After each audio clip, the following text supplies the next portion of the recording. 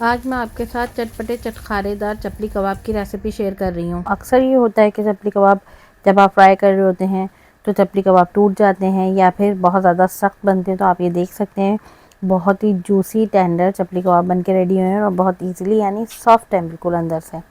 تو چلیں ویڈیو کو سٹارٹ کرتے ہیں۔ السلام علیکم۔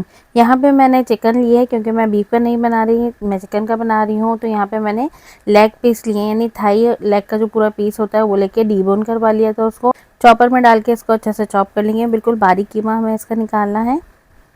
یہاں پہ اکثر لوگ کباب بنانے کے لیے چیسٹ کے پیس یوز کرتے ہیں، لیکن میں نہیں یوز کرتی، وہ بہت ہی روکھا ہوتا ہے اور اس کے کباب بالکل ہی جوسی اور ٹینڈر نہیں بنتے، بالکل ڈرائی سے اچھے نہیں بنتے۔ اس لیے آپ بھی یہی تھائی لیگ والا پیس جو ہے لے کے اور اس کی چپلی کباب بنائے تو بہت ہی یمی بنیں گے۔ کو بہت اچھے سے آپ نے فائن سا پیس لینا ہے۔ یہ دیکھیں مکسچر آپ کو بالکل اسموتھ نظر آنا چاہیے۔ اب اس میں پیاز، ہرا دھنیا، ہری مرچیں ایک ساتھ ہی چاپ کر رہی ہوں، لیکن اگر آپ بیف کا بنائیں یا مٹن کا بنائیں تو آپ نے پیاز کا پانی ضرور نکال لینا ہے، کیونکہ اگر آپ نہیں نکالیں گے تو اس سے آپ کے کباب ٹوٹ بھی سکتے ہیں۔ چکن جو ہے وہ اچھے سے بائنڈنگ ہو جاتی ہے، اس لیے اس میں پانی نکالنا ضروری نہیں ہے۔ تو اب یہ تینوں چیزوں کو ہم نے بالکل باریک سا چاپ کر لینا ہے۔ اگر آپ کے پاس چاپر نہیں ہے تو آپ ایسے ہی اس کو نائف سے بھی اچھے سے چاپ کر سکتے ہیں، بالکل باریک سی انڈے والی پیاز چاپ کر لیجئے، اسی طرح سے ہری مرچ اور ہرا دھنیا کو بالکل باریک فائن چاپ کر لیں۔ اب یہ سارا مسالہ ہم اس کے اندر ایڈ کر لیں گے، لیکن اگر آپ بیف یا مٹن کا بنائیں تو اس کی پیاز کا پانی ضرور نکال لیجئے گا۔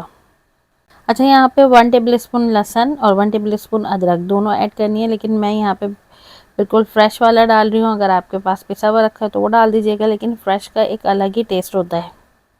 بہت اچھے سے اس کو مکس کریں گے۔ اب اس کے اندر جائے گی سیزننگ، تو سب سے پہلے گرم مسالہ پاؤڈر جائے گا 1 ٹی اسپون، زیرہ پاؤڈر جائے گا 1.5 ٹی اسپون، نمک جائے گا 1 ٹی اسپون۔ نمک اور مرچ مسالہ آپ اپنے ٹیسٹ کے حساب سے ڈال لیجیے گا۔ کٹی ہوئی مرچ جائے گی 1 ٹیبل اسپون، اور سوکھا دھنیا جو ہے 2 ٹیبل اسپون بھر کے ڈالیں گے ہم اس کو۔ ان سب چیزوں کو بہت اچھے سے مکس کریں گے۔ موٹی والی پین جو ہے کھانے کا سوڈا ایڈ کریں گے، 1/2 T spoon chicken powder add کریں گے، 1/2 ٹی اسپون اجینموٹو ایڈ کریں گے، اچھے سے مکس کریں گے بہت زیادہ۔ اور یہ دیکھیں بالکل ہمارا اچھے سے مکس ہو گیا ہے۔ 10 سے 15 منٹ کے لیے اس کو ڈھک کے رکھ دیں گے۔ نمک اور سوڈے سے نا جب ہم گوشت میں ڈالتے ہیں تو اسٹکی پن آتا ہے، کباب بہت اچھے بنتے ہیں۔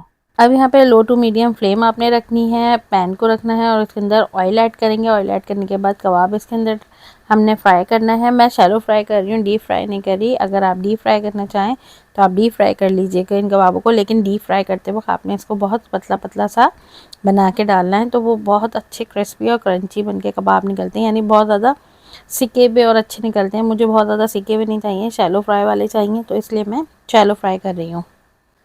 آپ نے بازار میں بھی دیکھا ہوگا وہ لوگ شیلو فرائی نہیں کرتے، وہ لوگ ڈیپ فرائی ٹائپ کے کرتے ہیں، تو ان کے بہت زیادہ اوپر سے سکے ہوئے اور کرنچی ٹائپ کے کباب نظر آ رہے ہوتے ہیں۔ تو یہاں شیلو فرائی جو ہوتے ہیں نا وہ بہت ہلکے سے سکے ہوئے ہوتے ہیں۔ میرے گھر والے جو ہیں ان کو شیلو فرائی اچھے لگتے ہیں بہت زیادہ۔ اس کے باریک سے پیس کٹ کر لینا ہے بالکل راؤنڈ میں، اور اس کو کباب کے اوپر رکھ دیں، تو اس سے کباب بڑے خوبصورت سے لگتے ہیں۔ اور اگر آپ چاہیں تو اس کو بالکل باریک سا چاپ کر کے قیمے کے اندر مکس کر کے پھر کباب بنا لیں۔ کیا ہم کبابوں کو سیکھ رہے ہیں تو آپ جائیے میری ویڈیو کو لائک کریے اور شیئر کریے۔ اگر ویڈیو اچھی لگتی ہے تو کمنٹ کرنا مت بھولیے گا، اور کہاں سے آپ میری ویڈیو کو دیکھ رہے ہیں وہ بھی کمنٹ کر کے ضرور بتائیے گا۔ کباب جو ہمارے دیکھیں اچھے سے سیک گئے ہیں، اب ہم اس کو نکالیں گے پلیٹر پہ۔ پلیٹر پہ اس کو رکھ کے آپ اس کو نان چپاتی کے ساتھ کھائیں، ٹماٹر مرچ اور لیمو چھڑک کے اس کو کھائیں، بہت ہی یمی لگتے ہیں۔ دیکھیں اندر سے کتنے جوسی ہیں، بہت سافٹ اور جوسی بن کے یہ تیار ہوتے ہیں کباب۔ ضرور میری ریسیپی سے بنا کے ٹرائی کریے گا، اور یہ بڑے مزے سے چٹپٹے چٹخارے دار کباب ہے، بہت ہی گرما گرم ہو رہے ہیں، تم سے ہاتھ میں بھی نہیں پکڑا جا رہا۔ اور اس کے اوپر لیمن ڈال کے، مرچ ڈال کے، ٹماٹر ڈال کے اس کو چپاتی یا نان کے ساتھ کھائیں تو مزہ آ جائے گا۔ ویڈیو کیسے لگتے ہو کمنٹ کر کے ضرور بتائیے گا۔ اگر ویڈیو اچھی لگے تو لائک کریے گا۔ ملیں گے نیکسٹ ویڈیو میں، اپنا ڈھیر سارا خیال رکھیے گا۔ اللہ حافظ۔